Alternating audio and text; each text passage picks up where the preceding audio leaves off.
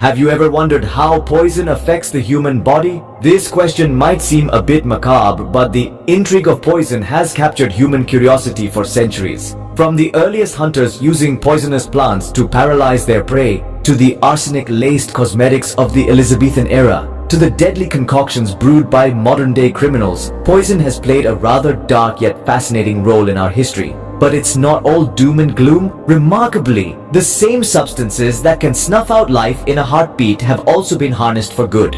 Medicines derived from poisons have offered relief from debilitating diseases and conditions, presenting a paradox that underscores the complex nature of these substances. So we find ourselves drawn to the dangerous allure of poisons, caught between their potential for destruction and creation. A double-edged sword, if you will.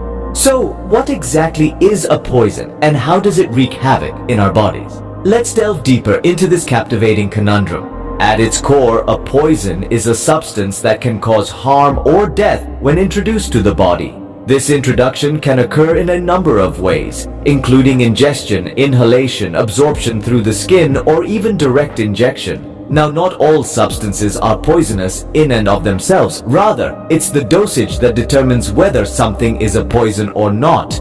Even water, in excessive quantities, can be poisonous. The harm caused by a poison is not uniform. It varies based on several factors such as the type and amount of poison, the method of exposure, and the individual's overall health and age. For example, a healthy adult might be able to survive a dose of poison that could prove fatal to a child or an elderly person.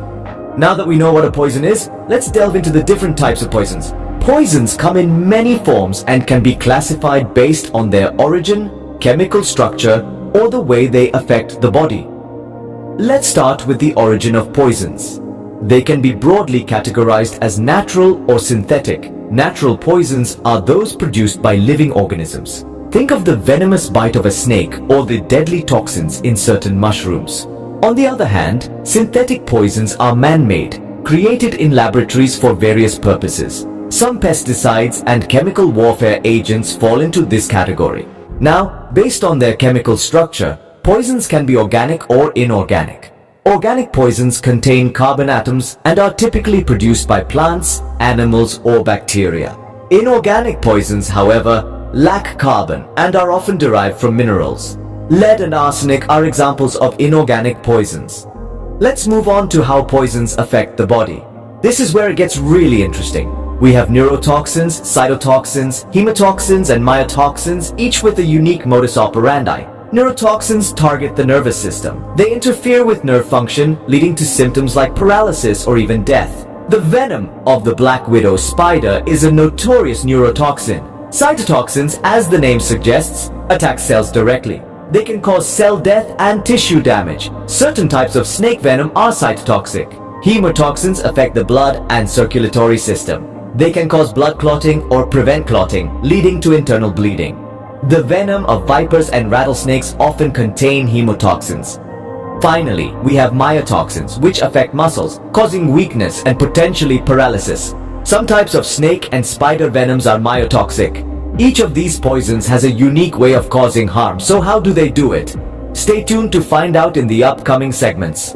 Depending on the type, a poison can interfere with the body's functions in various ways. Let's dive into the world of neurotoxins, a group of poisons that have a particular penchant for our nervous system. These mischievous substances can interrupt communication between our brain and the rest of our body, leading to symptoms like paralysis, muscle weakness, and even seizures. Then we have the cytotoxins, the saboteurs of our cellular world. These poisons can cause widespread damage at a cellular level, disrupting the normal function and leading to cell death. The result? Symptoms ranging from fatigue and nausea to organ failure. Next up are hemotoxins, the poison that has it in for our blood. By interfering with the blood clotting process, hemotoxins can cause uncontrolled bleeding or clotting. This can lead to serious complications, such as strokes or heart attacks. Lastly, let's talk about myotoxins, poisons that target our muscles. These toxins can cause muscle inflammation, weakness, and even atrophy. In severe cases, this can lead to paralysis or impaired mobility, but our bodies are not defenseless against these invaders. Our immune system springs into action, trying to neutralize the poison and repair the damage. This can involve processes like inflammation, which helps to isolate the poison and kickstart the healing process, or the production of antibodies, which can neutralize the poison.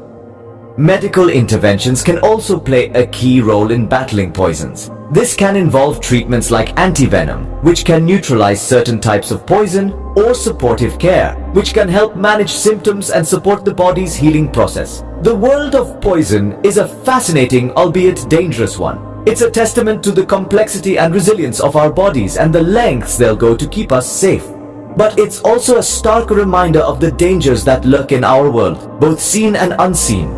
While poisons can be deadly, understanding them can help us find ways to counteract their effects. Poisons, while dangerous, are an intriguing part of our world. They're not just random concoctions seen in movies, but complex substances with the power to harm or even kill. Today, we've explored their definition, the different types, and their effects on the human body. We've seen how they can disrupt cellular functions, damage organs, and trigger systemic collapse, underlining their deadly potential.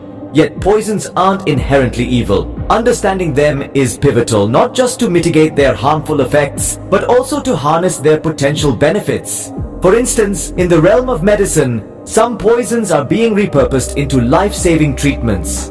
Snake venom, once feared, is now a key ingredient in certain heart medications. This is the fascinating duality of poisons, a testament to the complexity of nature and science. And it's through continual learning and exploration that we can unlock their mysteries. Remember, knowledge is the best antidote to fear, so keep learning and stay curious.